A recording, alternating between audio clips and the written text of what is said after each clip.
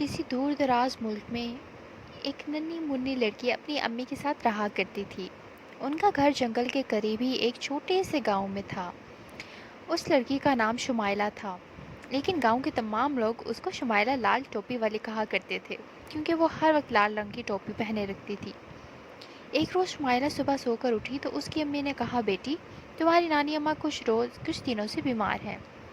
मैं एक ज़रूरी काम की वजह से आज उनसे मिलने नहीं जा सकती। ऐसा करो, तुम जाकर अपनी नानी अम्मा की खैरियत दरियाफ्त कराओ और उस टोकरी में मैंने उनके लिए कुछ फल रख दिए हैं, ये उनको दे आओ। शुमाइला जब फलों की टोकरी लेकर जाने लगी तो उसकी अम्मी ने आवाज़ देकर कहा, देखो बेटी, रास्ते में किसी अजनबी से कोई बात ना करना और सीधी नानी अम्मा के घर जाना। शुमाइला ने कहा, जी अच्छा अम्मी।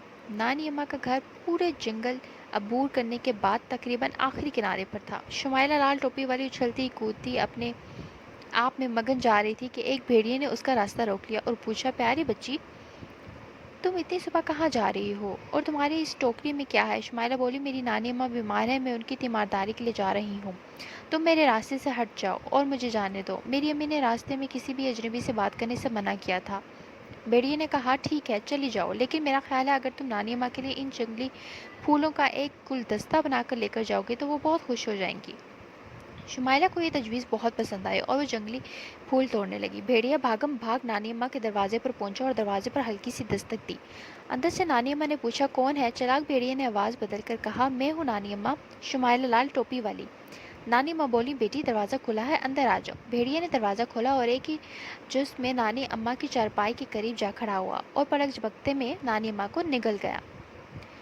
अब उसने नानी अम्मा के कपड़े पहने और उनका कंबल ओढ़कर बिस्तर पर लेट गया। कुछ देर गुजरी थी कि शुमाइला वहां आ पहुंची। शुमाइला ने दरवाजे पर दस्तक की थी तो चालाक भेड़िए ने नानी अम्मा की आवाज़ की नकल करते हुए पूछा, कौन है शुमाइला? कौन है?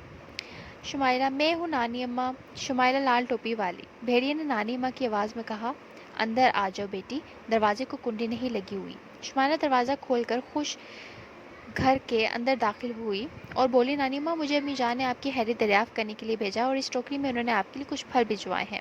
बात करते करते शुमाइला की नज़र जब नानी माँ पड़ी तो वो बहुत हुई हैरत ज़दा होकर पूछने लगी, आपके कानों को क्या हुआ है? ये इतने बड़े क्यों हैं?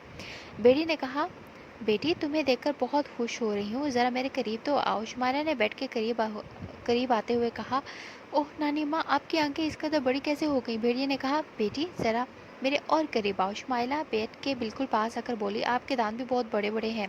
भेड़िए ने अपनी असल आवाज़ में कहा, हाँ, मैं तुम्हें खा जाऊँगा। ये कहते ही भेड़िया नानी माँ के बिस्तर से निकलकर शुमाइला को हड़प कर गया। शुमाइला और नानी माँ को खाकर भेड़िया इस झोंपड़ी में लेट कर सो गया। उधर एक लकड़हारा जंगल में लकड़ियाँ काटने जा रहा था। अचानक उसे याद आया कि बूढ़ी नानी अम्मा काफ़ी दिन से बीमार है। लकड़हारे ने सोचा, क्यों ना मैं जंगल में लकड़ियाँ काटने से पहले नानी अम्मा को मिलना जाऊँ। ये सोचकर वो नानी अम्मा के घर जा पहुँचा। वहाँ उसने देखा कि नानी अम्मा के बिस्तर पर एक नहायत खूंखार किस्म का भेड़िया सो रहा है, जबकि वो खुद घर में नहीं है।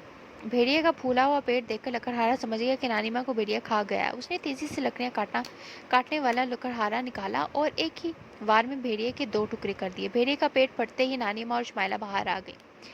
लकड़हारा ये देखकर बहुत खुश हुआ कि दोनों सही सलामत थी। शुमाइला और उसकी नानी अम्मा ने लकड़हारे का शुक्रिया अदा किया और शुमाइला खुशी खुशी अपने घर वापस रवाना हो गई। लेकिन उस दिन के बाद कभी भी शुमाइला ने किसी अजनबी से कोई बात ना की। तो दोस्तों, इस कहानी से हमें सबक मिलता है कि कभी भी किसी अजनबी से रास्ते में बात नहीं करनी चाहिए।